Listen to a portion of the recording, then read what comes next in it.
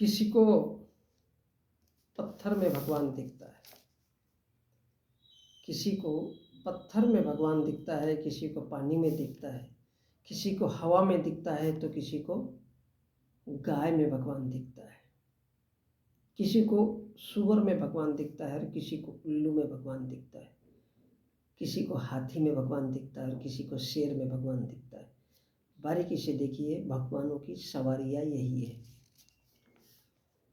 किसी को गरुड़ में, तो किसी को तीर में, किसी को तलवार में, तो किसी को धूल मिट्टी में भगवान, पत्थर में भगवान दिखता है। साधु संत धर्माचार्यों को पैसों में भगवान दिखता है, इसलिए मंदिर की दान पेटी पे ताला लगा देते हैं। तो ये क्या है? नज़र है इंसान की नज़र है, इंसान की दृष्टि है। जिस चीज पर जाए वो चीज वैसी हो जाती है बंधु। इसलिए चश्मा सही पहनो। अब जैसा चश्मा पहनोगे वैसी ही दुनिया नजर आती है, उसको वैसा ही नजर आएगा। किसी को पानी में भगवान दिखता है, किसी को थाली में दिखता है, किसी को दरवाजे में दिखता है, किसी को इंसान जैसे जैसे सोता उठता जागता बैठता है उसको हर उस चीज में भगवान दिखता है, यदि उसकी बुद्धि उस बात को स्वीकार करे। और इसलिए बुद्ध कहता है कि ज्ञान में भगवान है, बुद्धि में ही भगवान है। अर्थात ज्ञान भगवान है, बुद्धि भगवान है, तर्क में भगवान है, विचारों में भगवान है, संयम में भगवान है, शुद्धता में भगवान है, विचारों में भगवान है, विचारों की गहनता में भगवान है, दिमाग में भगवान है और दृष्टि में भगवान है। जहाँ जहाँ देखोगे वहाँ वहाँ नजर आएगा।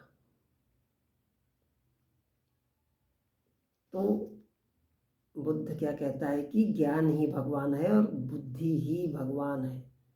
इंसान के पास जो बुद्धि है, दिमाग है, वो तर्क ही भगवान है, विचार भगवान है। इंसान के पास जो संयम होता है वो संयम भगवान है। अर्थात तर्क शुद्धि बुद्धि, यही तो वो बुद्ध है और यही जिसके पास है वही भगवान है। लेकिन सोचिए कि दिमाग का दही भी बनता है और दही का दिमाग भी बनता है। अलट पलट के देखिए, और लोग इसको आज के ज़माने में माथा पच्ची कहते हैं। तो मन को, बुद्धि को, दिमाग को एकाग्र करो और सोचो, तुम्हारा अपना दिमाग, तुम्हारी अपने पास अगर जरा सी भी बुद्धि है तो तुम भी भगवान हो। और इसलिए मन हो या बुद्धि हो, किसी ने उसको मन कहा तो किसी ने बुद्धि कहा, किसी ने उसको हृदय कहा, किसी ने उसको दिल कहा। इसलिए बड़ा खूबसूरत सा सेंटेंस आता है कि पिता और पुत्र, ये कौन है? स्वयं हमारा अपना दिमाग है, ये हमारा अपना दिमाग है। तो जो बनाता भी है, तोड़ता भी है, जो जोड़ता भी है और फोड़ता भी है, ये सब क्या है? बुद्धि का कमाल है।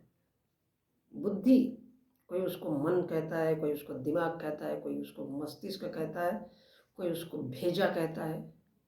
बुद्धि, मन, दिमाग, मस्तिष्क, संपूर्ण ये बुद्धि का कमाल है।